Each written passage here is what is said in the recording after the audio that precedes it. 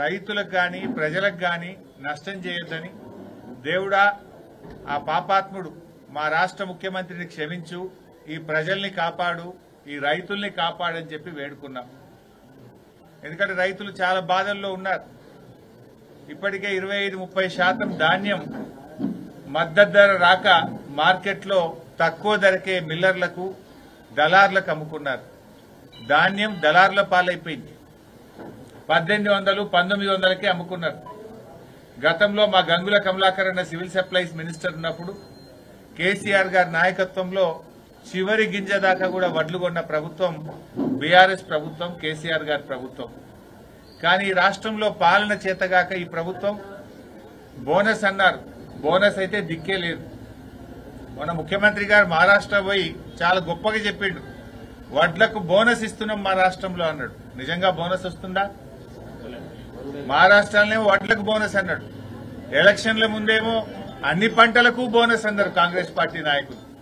ఎన్నికలు అయిపోయిన తర్వాత సన్నాలకే బోనస్ అని సన్నాయి రాగాలు తీసింది. కానీ పోనీ ఆ సన్నాల కన్నా సరిగా వస్తుందా అంటే దానికి కూడా ఇప్పటి వరకు పోయినటువంటి పరిస్థితి లేదు. అంటే రాష్ట్ర ప్రజల్ని, రైతుల్ని కాంగ్రెస్ ప్రభుత్వం మోసం చేసింది. అందువల్ల రాజరాజేశ్వర స్వామి మేము వేడుకున్నాం, దేవుడా ఈ ప్రజల్ని కాపాడు, ఈ రైతుల్ని కాపాడు, రైతులకు మద్దతు ధర వచ్చేటట్టు చూడు, ఈ ముఖ్యమంత్రికి జ్ఞానోదయం చేయి, ఈ రాష్ట్ర ప్రజల్ని అందరినీ చల్లగా చూడమని చెప్పి రాజరాజేశ్వర స్వామిని ఇవాళ వేడుకోవడం జరిగింది. ఎందుకంటే ఇప్పటికే రైతులు చాలా నష్టపోతున్నారు.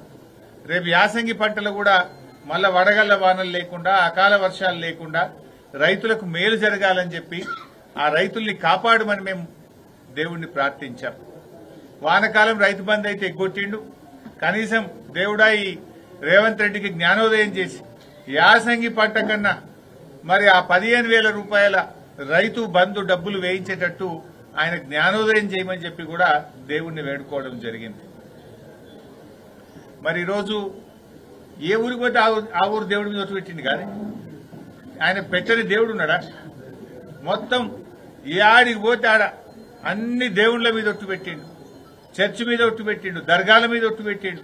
బహుశా ఈ ప్రపంచంలో దేవుళ్ల మీద ఒట్టు పెట్టిన ముఖ్యమంత్రి వాళ్ళు ఉన్నారంటే అది ఒక్క రేవంత్ రెడ్డి మాత్రమే. జనరల్ గా మనకెవరికైనా దేవుడు అంటే భక్తి ఉంటది, భయం ఉంటది, దేవుడు అంటే ప్రేమ ఉంటది, దేవుడు అంటే విశ్వాసం ఉంటది, నమ్మకం ఉంటది. కానీ మరి రేవంత్ రెడ్డికి ఏది లేదా నాకు అనుమానం వస్తుంది. ఎక్కడ నువ్వు కనీసం ఒట్టు పెట్టినందుకన్నా చేయాల్సి ఉండే. నువ్వు చాలా చెప్పినావు ఎలక్షన్ల ముంగట, 6 గ్యారంటీలు అన్నావు, 13 హామీలు అన్నావు, 100 రోజుల్లో అమలు చేస్తా అన్నావు, బాండ్ పేపర్ల మీద రాసిచ్చినావు. సరే అవి ఎలాగూ మోసం చేసినావు, ఎగబెట్టినావు. కనీసం దేవుళ్ల మీద ఒట్టు పెట్టినందుకన్నా 15 ఆగస్టుకు రుణమాఫీ చేస్తాడేమో అనుకున్నాం. కానీ అది కూడా చేయలేదు.